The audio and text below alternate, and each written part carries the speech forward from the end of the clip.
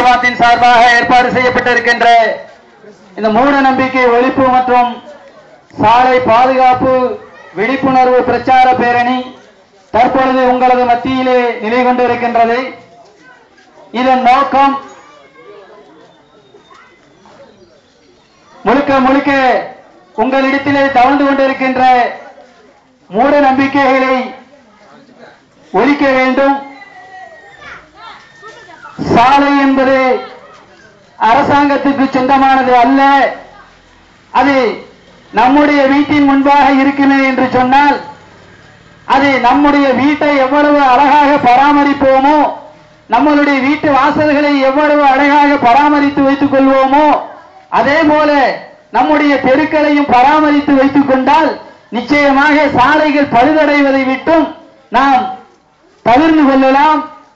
அது மட்டுமல்லாமல் நம்மளுடைய இல்ல விசேஷங்களுக்கு பந்தல் அமைக்கும் பொழுது அந்த சாலைகளை துளையிட்டு அதிலே பந்தல் கால் நடுவதன் மூலமாக சாலைகளை சேதப்படுத்துவதை தவிர்த்துக் கொள்ள வேண்டும் என்பதற்காகத்தான் இந்த பேரணி உங்கள் மத்தியிலே வந்து கொண்டிருக்கின்றது.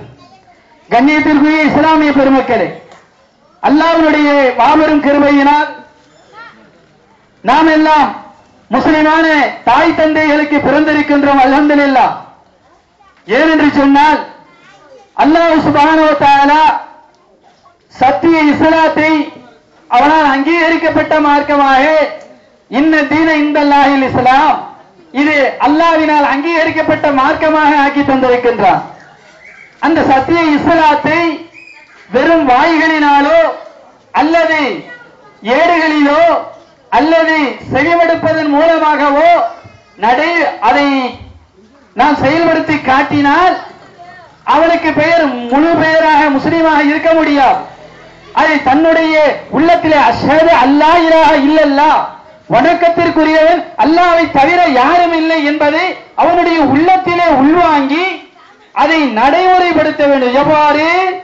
அஷ்ஹது அல்லா இலாஹ இல்லல்லாஹ், வணக்கத்திற்குரியவன் அல்லாஹ்வை தவிர யாரும் இல்லை, அவன் தனித்தவன், அவன் இணை துணை அற்றவன் என்பதை உள்வாங்கி நம்மளுடைய வாழ்க்கையிலே செம்மையாக வாழ்ந்தோம் என்று சொன்னால் அவனுக்கு பெயர் முஸ்லிம். அதை விட்டுட்டு அப்துல் காதர்னோ முகமது ஃபரூஜிண்டோ அனஸ் நபீல்டோ முஸ்தாகாவதோ பேர் வச்சுக்கிட்டா மட்டும் முஸ்லிமா இருக்க முடியாது. ஆனா அதே முகம்மதுடைய உம்மத்தே முகம்மது என்று சொல்லக்கூடிய அந்த முகம்மதுடைய உம்மத்தாக நாம் வாழ்ந்தால் எந்த சஹாபாக்களை நீங்கள் போற்றி புகழ்கின்றீர்களோ, எந்த முகமது நபியை நீங்கள் போற்றி மௌலிது பாடல்கள் பாடுகின்றீர்களோ அந்த பாடல்களை நீங்கள் தவிர்த்து கொள்ள வேண்டும். ஏன்? அந்த பாடல்களிலே அல்லாஹ்வுடைய சக்தி, அவனால் படைக்கப்பட்ட படைப்பாகிய நம்முடைய மனித சமுதாயத்திலே பிறந்தவராக இருக்கின்ற அல்லாஹ்வுடைய தூதர் முஹம்மதுக்கு இருப்பதாக நீங்கள் சொல்கின்றீர்கள். அந்த பாடல்களிலே வருகிறது. அப்ப அது அல்லாஹ்விற்கு இணை வைக்கக்கூடிய செயல் அல்லவா? அதை நாம் தவிர்த்து கொள்ள வேண்டும். அல்லாஹ் படைத்தவன் சொல்கின்ற வமா ஹலக்துல் ஜின்ன வல் இன்ஸ இல்லா லியஅபுதூன், இந்த மனிதனையும் ஜின்வர்க்கத்தையும் என்னை வணங்குவதற்காகவே நான் படைத்தேன் என்று அல்லாஹ் தஆலா சொல்லுகின்றான். நாம் என்ன செய்கிறோம்? அவனால் படைக்கப்பட்ட படைப்பினோம் இந்த மனிதனை, அதுவும் இறந்துவிட்ட ஒரு ஜடத்தை, ஒரு பிரேதத்தை குழியில 6 அடி குழியை கொண்டு போய் குழியோண்டி புதைச்சு விட்டு அந்த குழியை நாய் தன்னுடைய கரங்களால் கோரி எடுத்து அந்த பிரேதத்தை தின்றால் கூட அவரால் தன்னை காப்பாற்றிக் கொள்ள முடியாத அளவிற்கு உள்ள ஒரு பிரேதத்தை மனிதன் வணங்குகிறான் என்று சொன்னால் அல்லாஹ்விற்கு இணை வைக்கக்கூடிய செயலா இல்லையா? சிந்திச்சு பாருங்க. மூட நம்பிக்கையின் பிறப்பிடமா இல்லையா? சிந்திச்சு பாருங்க. ஏன்? மனிதனுக்கு அல்லாஹ் வேறுபாட்டை தந்திருக்கின்றான். மற்ற ஜீவராசிகளுக்கும் மனிதனுக்கும் வித்தியாசம் சிந்தனை திறன் ஒண்ணுதான். அல்லாஹ் தஆலா குர்ஆன்ல அதைத்தான் சொல்றான். அஃபலா யததப்பரூனல் குர்ஆன், இந்த குர்ஆனை விளங்க மாட்டீர்களா? வலவ் கான மின் இன்தி கைரில்லாஹ், இது அல்லாஹ் அல்லாதவரிடமிருந்து அருளப்பட்டிருந்தால் லவஜதூஹு இக்திலாஃபன் கஸீரா, இதில் அநேக முரண்பாடுகளை கண்டிருப்பார்கள். அல்லாஹ் எடுத்த எடுப்புல சாட்டை அடியா கொடுக்கிறான். என்னத்தை? இந்த குர்ஆனை விளங்க மாட்டீர்களா? குர்ஆனை விளங்க மாட்டீங்களா என்ன அர்த்தம்? நல்ல விளக்கி பளிச்சுன்னு தூக்கி வீட்டுல இருக்க ராக்கையில மேல வைக்கிறதா? அது அல்ல. படிச்சு புரிஞ்சுக்கணும். அல்லாஹ் தஆலா இத என்ன சொல்றான்? சூரத்துல் ஃபாத்திஹா ஓதுறீங்களே, நிக்காஹ் மஜ்லிஸ் காலையில ஓதப்படுது. எடுத்த எடுப்புல இமாம் உரை நிகழ்த்திய பிறகு அவர் சொல்றாரு என்ன? அல் ஃபாத்திஹா. அல் ஃபாத்திஹாங்கிறது சோத்துப்பனை திறக்கிறதுக்கு ஓதுற ஃபாத்திஹா இல்ல. இது அல் குர்ஆனிலே வரக்கூடிய முதல் அத்தியாயம், குர்ஆனின் தாய் சூரா சூரத்துல் ஃபாத்திஹா. நாம ஓதுறோமே, அனுதினமும் 5 வேளை தொழுறவங்களுக்கு தான் தெரியும். நாம தொழுதா தானே? ஏன் வணக்கத்தை அல்லாஹ்வுக்கு செலுத்தணும்னு சொன்னா, அதை தூய முறையில கலப்பற்ற முறையில செலுத்தணும்னு சொன்னா 5 வேளை தொழுவணும். அல்லாஹ் தஆலா குர்ஆன்ல சொல்றான், இன்ன ஸலாத்த கானத் அலல் முஃமினீன கிதாபன் மவ்கூதா. மூமின்களுக்கு தொழுகை நேரம் குறிக்கப்பட்ட கடமைன்னு சொல்லி நாம அதை செய்யறோமா? சிந்திச்சு பாருங்க.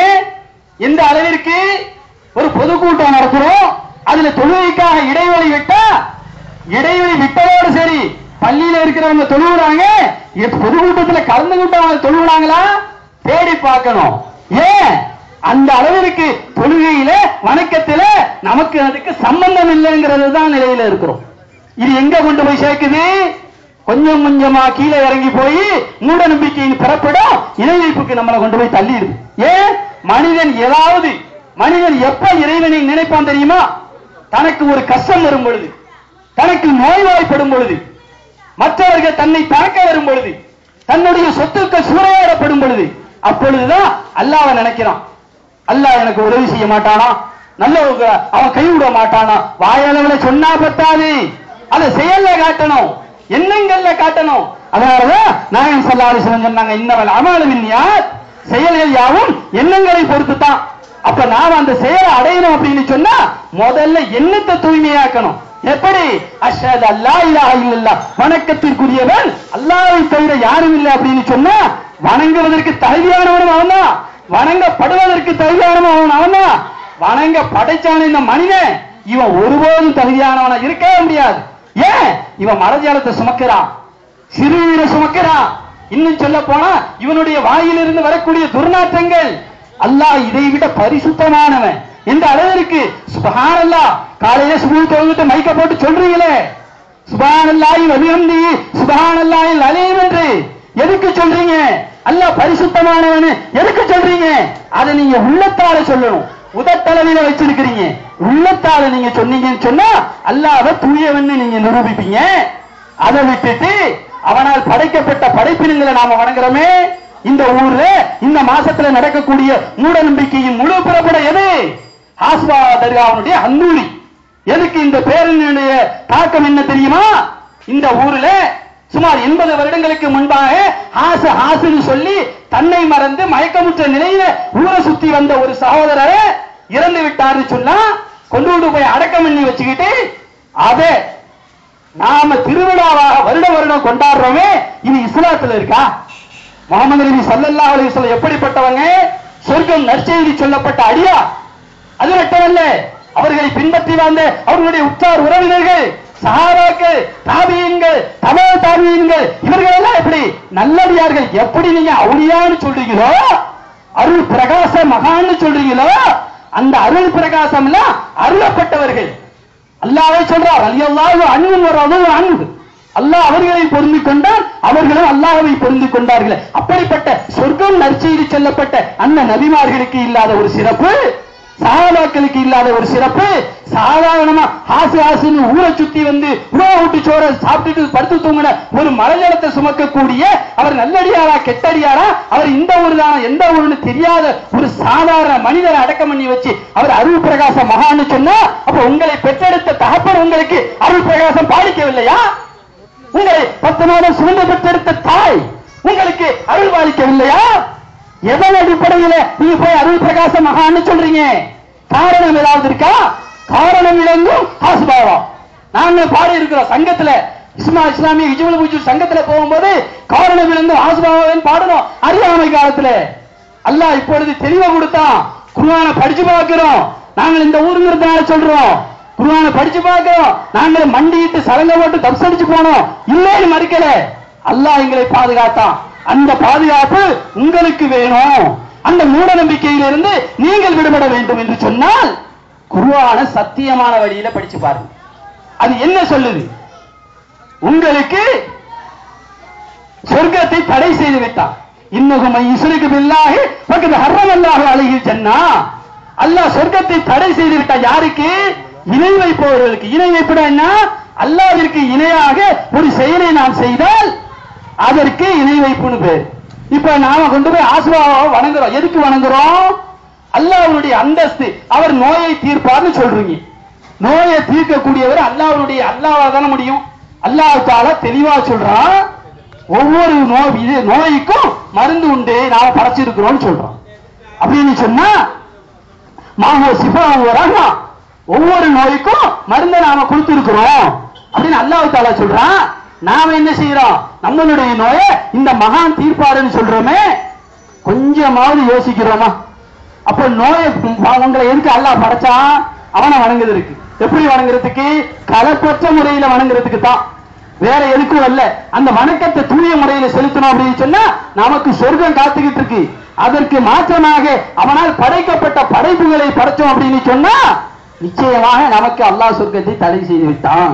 அதே மாதிரி பாச்சோற்று பெருநாள், இது மூட நம்பிக்கையில் ஒரு பிறப்பிடம் அல்ல, இறப்பிடம். அதுதான் மனிதனுடைய சிந்தனைக்கு அப்பாற்பட்டது. நாயகம் ஸல்லல்லாஹு அலைஹி வஸல்லம் எதுக்கு வந்தாங்க?